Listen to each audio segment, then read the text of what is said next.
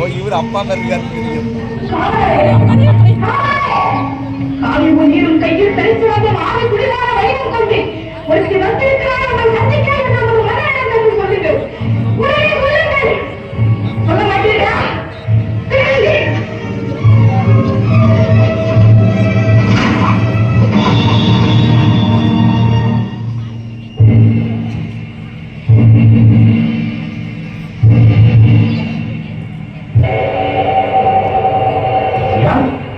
அரண்மனை காவலர்களை மீறி ஆவேச குலத்தில் உள்ளே நுழையும் நீ யார்? புறாவுக்கு உடம்பெற்று புகழ்பெற்ற மன்னாரின் வரலாற்றை, தேர்காலின் மகாயத்தின் நியாயம் காத்த மகனேறி சோழனின் பெருந்தனையை, நீதியில் இலக்கணமாய் பெற்று பெருமை கொண்ட திருமாவளவன் கரிவாள் சோழனின் பூமுகாரை எழுதுவோர் பெருவழியன் மாசாத்துவானின் வருத்தத்தை. என் பெயர் கண்ணகி. உன் முறையீடு என்னவோ?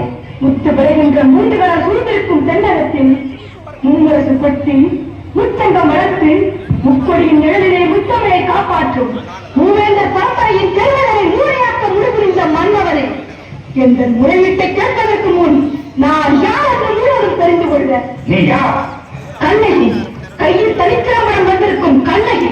நீர் வழுவான் எடுத்தெறிய பாண்டியரை துணிந்து இழந்து வைக்க வந்திருக்கும் கண்ணகி. என்ன? பாண்டிய மன்னா, ரோமாவளியின் பொதுமண்டலத்திலே உனது தூதர்கள் இருக்கிறார்கள். இதோ பாண்டியத்து பேரவையிலே ரோமானியர்கள் வீரர்களாகவும் தூதர்களாகவும் வீற்றிருக்கிறார்கள். கடலிருந்து கொடி கட்டி ஆளுகின்றார். அந்த கொடிக்கம்பம் முறிந்து விட அயல்நாட்டார் முழுங்க வைக்க உனது கொடுகோல் அளித்த அவசர தீர்ப்புக்கு ஆளாகி கொலையுண்ட கோவலன் மனைவி கண்ணகி நான் என்பதையும் அறிந்திருக்கிறார்கள். அறிந்திருக்க. ஓ, கோவலன் மனைவி. கோவலன் மனைவி சிலம்பு திருடிய கள்ளனின் மனைவி. யாகாவா தாயினும் நானாக்க வந்தால் நானாக்க. யார் கள்ளன்? என் கணவன கள்ளன். இல்லை இல்லை, அவரை கள்ளன் என்று குற்றம் சாட்டிய கையில் ஆத்திரத்தில் அறிவு கண்ணி மூடிவிடாதே கண்ணகி. கட்டும் களவுமாக பிடிபட்டான் உன் கணவன். கல்வனை தமிழகத்தில் நீதி கொல்லாமல் விடாது என்று உனக்கு தெரியுமல்லவா?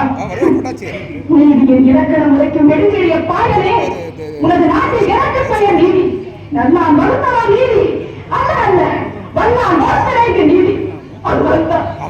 நான் வழங்குகின்ற தெய்வத்தை என் பாடல் கருவூலத்தில் நாம படுகொலையில் தள்ளி வைத்தீர்கள். கொற்றவனே, குடைநிழலில் குற்றம் கூறுபவனே, எண்ணிப்பார் பொது மண்டலத்தில் விசாரிக்கப்பட வேண்டிய வழக்கு கோயில் மண்டலத்தோடு முடிவானே. சிந்தியுங்கள், நல்லாக சிந்தியுங்கள். குற்றம் சாட்டப்பட்டவரின் நோக்கங்களுக்கு மறுத்து தராமல் கொலைவாரின் வேலை அவ்வளவு அவசரமாக நடைபெறுவானே. இதற்கு பெயரா நீதி, இதற்கு பெயரா நேரம், இதற்கு பெயரா நியாயம், இதற்கு பெயரா அறிவு, இதற்கு பெயரா மன்னன். என்ன? கண்ணகி, உன் கணவன் கையிலிருந்து வாசி கோப்பந்தேவியின் சிறம்பு. கோப்பந்தேவியின் சிறப்பில்லை, கோவலன் தேவியால் என்னுடைய சிறப்பு. நம்ப முடியாது என்ன? நீயோ நம்புவதற்கு உண்மையாக சொல்கிறார்கள். உன் மீது வழக்கு வைக்க வந்தவள் நான். குற்றவாளி நீ. நான் குற்றவாளி? ஆம், நீ குற்றவாளி. அதனால் குறிப்பளிக்கும் உரிமை உன் கையில் இல்லை. இதோ இருக்கிறார்கள் பெருந்தன்மை பெரியவர்கள். இவர்களே இப்போது நீதிபதிகள். இவர்களுக்கு நல்லது இருக்கு. ஆண்டவர்கள் அழுகவே ஆட்பெரும் படை கொண்டவன் பாண்டியன் என்பதற்காக நீதியின் பாதையை வளைக்காமல் ஆரிய படைகளம் தான் அவரையெல்லாம் புகழ் பெற்றார் என்று கீர்த்தி திரையால் அவர் செய்த குற்றத்தை மறைத்து விடாமல் தாய் மேல் ஆணையாக, தமிழ் மேல் ஆணையாக, தாயகத்த மக்கள் மேல் ஆணையாக தீர்ப்பு கூறுங்கள். நல்ல தீர்ப்பு கூறுங்கள். கோப்பெரும் தேவியின் சிறப்பை கோவலன் திருடினார் என்ற குற்றச்சாட்டு, அதற்காக மரண தண்டனை, அது ஆராயாமல் அளித்த தீர்ப்பு, அதற்கு மரண பொறுப்பு. இது என் வழக்கு. வழக்குக்கு என்னம்மா ஆதாரம்? ஆதாரம் இதோ இந்த சிறப்பு. இதற்கு இடையான மற்றொரு சிறப்பைத்தான் என் மாமாவிற்கு வந்தார். மாமாவிகள் அவரை கொண்டு குவித்து விட்டார்கள். அப்படியா நான் தேவி அளித்திருக்கும் சிறம்பு? அவைகளை ஒன்று என்னுடையது. அதற்கு அடையாளம்? அடையாளம் வேண்டுமா? 1000 கேள்விகள் என்னை கேட்டு உன்னை குற்றமற்றவனாக ஆக்கிக் கொள்ள துடிக்கிறாயே. இப்படி ஒரு கேள்வி நேரத்துக்கு மேலே என் அத்தாவை கேட்டிருந்தா நீதி வழுவான் நெடுஞ்செழியன் என்ற பெயர் உனக்கு நினைத்திருக்குமே. என் அத்தாவை உயிரும் தங்கி இருக்குமே. அம்மா, தேவி அணிந்திருப்பது ஒரு சிலம்பு உன்னுடையது என்பதை விப்பித்து காட்டுவாய. என்ன பயன்? இறந்து போன என் கணவனை எழுதி தருவீர்களா? பெற்றுள்ள தலைவரை ஒட்டி தருவீர்களா? முடியாதுங்களா? முடியாதுங்களா?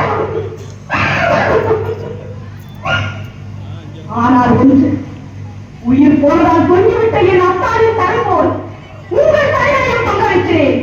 உங்கள் நீதி போனதா, நேரை போனதா, மானம் போனதா, மதுரை பாடியா, உனது மனைவியின் பழைய திருமணம் உள்ள பலர்கள் முத்துக்களா மாணிக்கங்களா? முத்துக்கள், அதுவும் கொட்டை முத்துக்கள். என்னுடைய சிறப்பிலே உள்ளவை மாணிக்க பலர்கள். அப்படியா? எங்கே பார்க்கலாம்? சரி, இப்படி கொடு. இதோ பார். பார்த்தாயா முத்துக்களை? அடுத்த சிறப்பு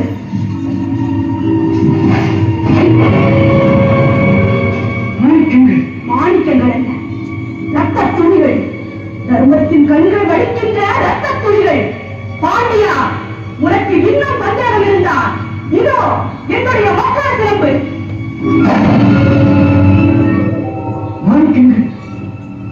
அமைச்சர்களே, அரசர்களே, இதற்கு என்ன வழி? தலை தொங்கி விட்டதா? நீரை கவர்ந்து விட்டதா? பாய் அடைந்து விட்டதா? நெடுஞ்செல்லும் பாண்டியனின் ஆழம், மரம், துயர் அத்தனையும் மண்ணோடு மண்ணாக கலந்து விட்டதா?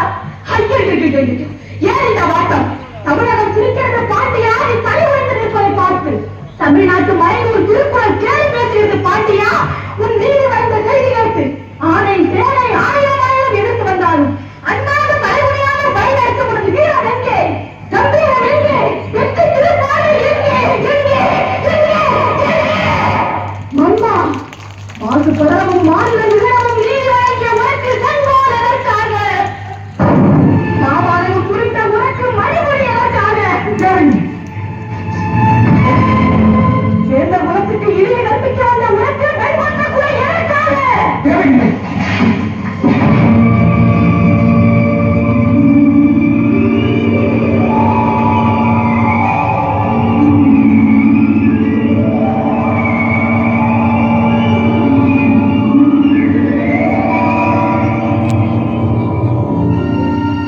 அழு, என்னை காலமெல்லாம் அழைத்த காவலனே அழு. என் காதலனை, என் கண்ணாளனை, கண்டேந்த மணவாளனை துடிக்க துடிக்க கொள்ள வேண்டும் பாடி. அழு, அழு, உன் கணவன் கல்வனன், கல்வனன் ஆராயாமல் அவசரத்தில் கொண்டு வருகாமல் என்று ஆணையிட்ட நானே கல்வன், நானே கல்வன். தமிழ் தாயகமே, என் தாயே, என்னை மன்னித்து விடம்மா, என்னை மன்னித்து விடு.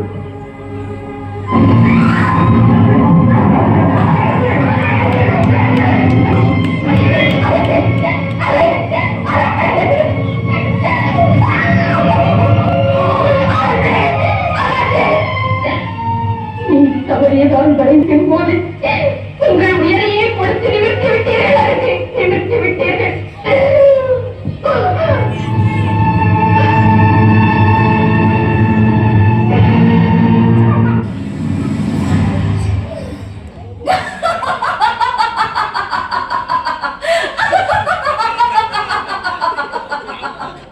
ஒழியட்டும், ஒழியட்டும், எல்லாம் ஒழியட்டும்.